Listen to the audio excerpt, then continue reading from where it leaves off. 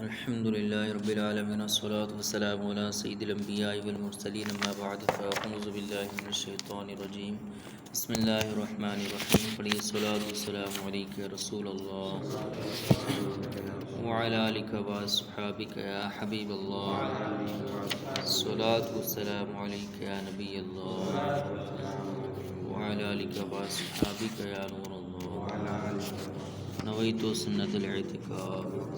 پیارے آقا صلی اللہ تعالیٰ علیہ وسلم نے ارشاد فرمایا، صلو علیہ صلی اللہ علیہ وسلم، یعنی تم مجھ پر درود پاک پڑھو، اللہ تعالیٰ تم پر رحمت بھیجے گا۔ صلو علی الحبیب صلی اللہ تعالیٰ علی محمد صلی اللہ تعالیٰ علیہ وسلم۔ بسم اللہ الرحمن الرحیم۔ تلک آیات اللہ نتلوها علیک بالحق وما اللہ یرید ظلما للعالمین وَلِلَّهِ مَا فِي السَّمَاوَاتِ وَمَا فِي الْأَرْضِ وَإِلَى اللَّهِ تُرْجَعُ الْأُمُورُ۔ ترجمہ کنز العرفان۔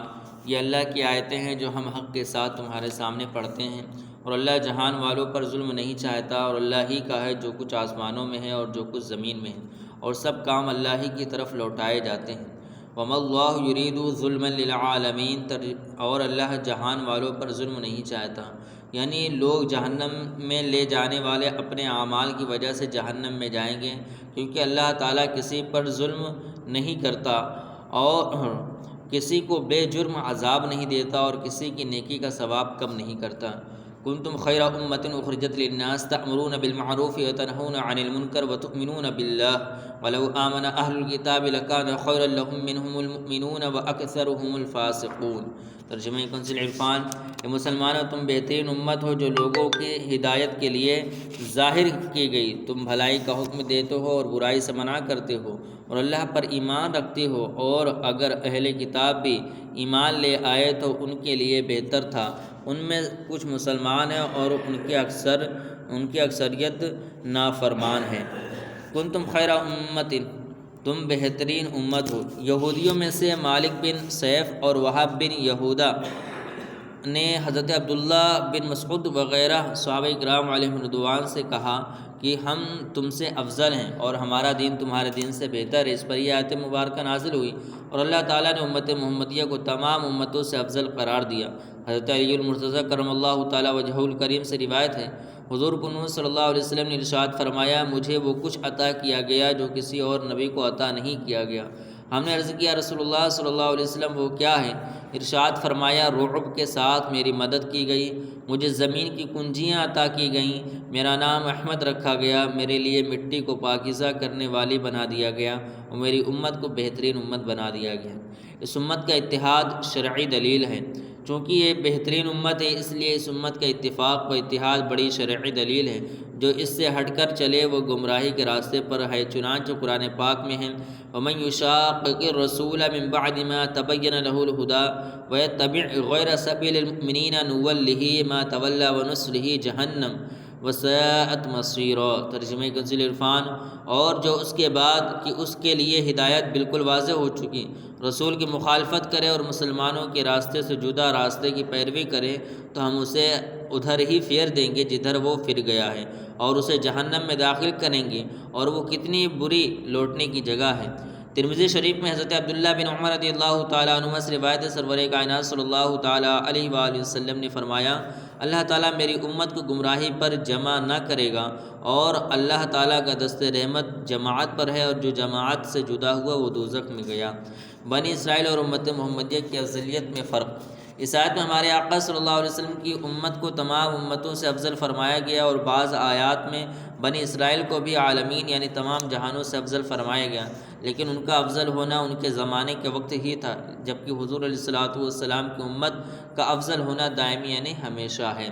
نیکی کی دعوت دینے کی ترغیب۔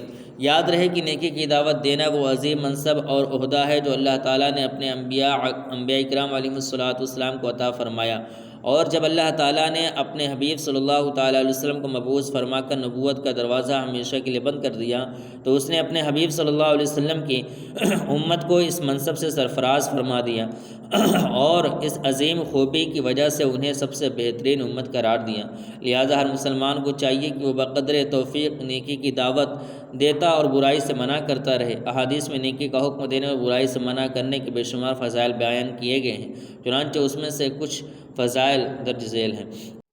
ایک حدیث میں حضور علیہ الصلوۃ والسلام سے عرض کی گئی، لوگوں میں بہتر کون ہے؟ ارشاد فرمایا، اپنے رب عز و جل سے زیادہ ڈرنے والا، رشتہ داروں سے صلہ رحم زیادہ کرنے والا، سب سے زیادہ نیکی کا حکم دینے والا اور سب سے زیادہ برائی سے منع کرنے والا سب سے بہتر ہے۔